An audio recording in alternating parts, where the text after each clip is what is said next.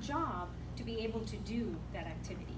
So let's figure out, sir, what activity that you enjoy doing, and that maybe this moment you are not even able to get up from this bed to be able to go to that sink to maybe shave yourself or brush your teeth. So let's start off with that, and we'll figure out what activity you enjoy doing, and my job is to get you back to doing that activity.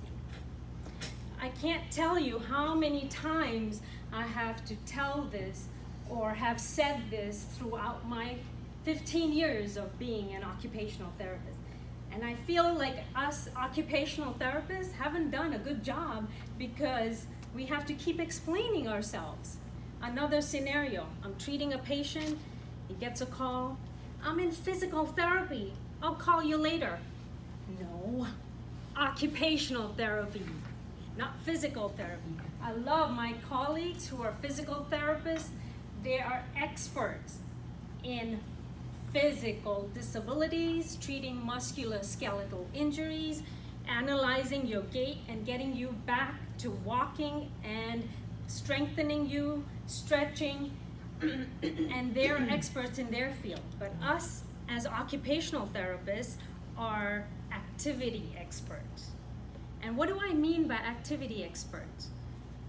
We analyze you doing a simple activity such as going to the sink, getting your toothbrush, opening up that toothpaste lid, and putting that toothbrush on that toothpaste on the toothbrush, bringing it to your mouth, and brushing your teeth.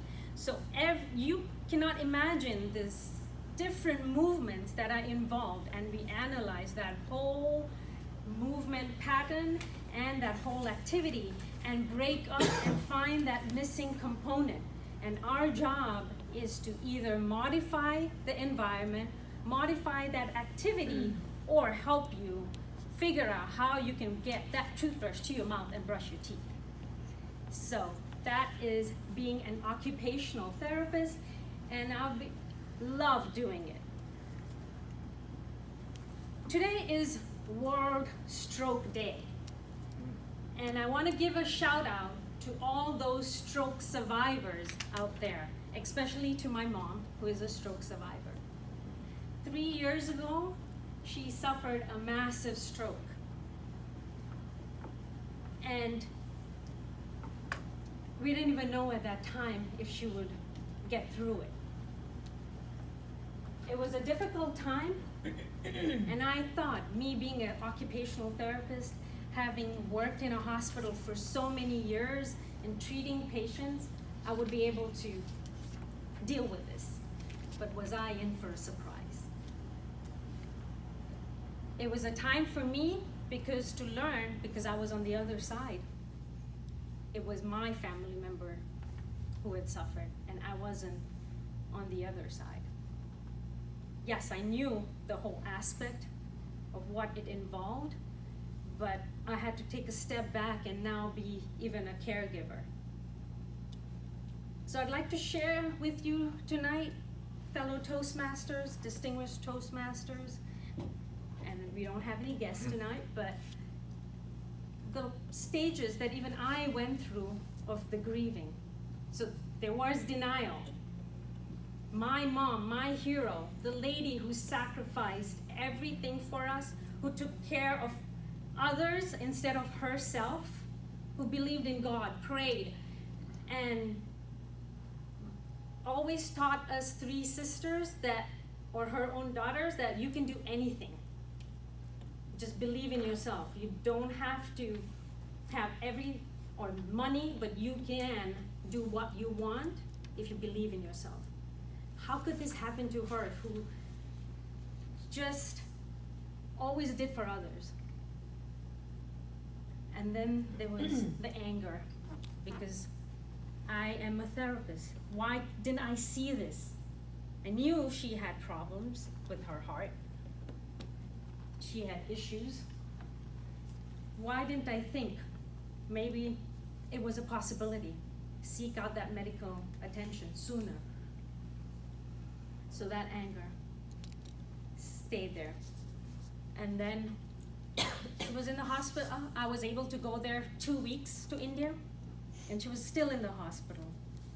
And I had to come back because I had to do my job, be a mother, be a wife.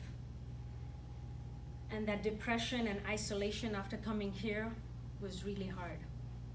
It was a time where I had to tell myself or ask for guidance, seek out strength, pray, because that hopelessness or that feeling of what's there now. I mean, that's my mother. It was that numbness feeling I cannot express because it was deep inside and it just didn't help me. But I saw signs with maybe, I mean, some people will think, oh, that's strange, you're crazy. But there were signs, simple signs, like hawks flying when I sat for lunch, just thinking about my mom in that isolated. A hawk came in the backyard. All these years living in Florida, never seen a hawk come and sit on my fence. But that was something. I felt that was a sign that there was something, a spirit, or some saying, I would say, that would tell me that, okay, you've got this, Swati, you have to move on, you have to help. Because my sisters and my dad over there, they were dealing every day. My mom was in the hospital for 42 days. She had physical therapy, but no occupational therapy. And when she went home, she didn't even know how to transfer.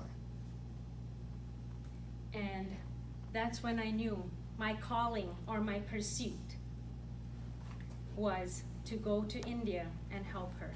And the day that I went there, she told me that you're an occupational therapist because this was the day that you had to come and help me. Thank you.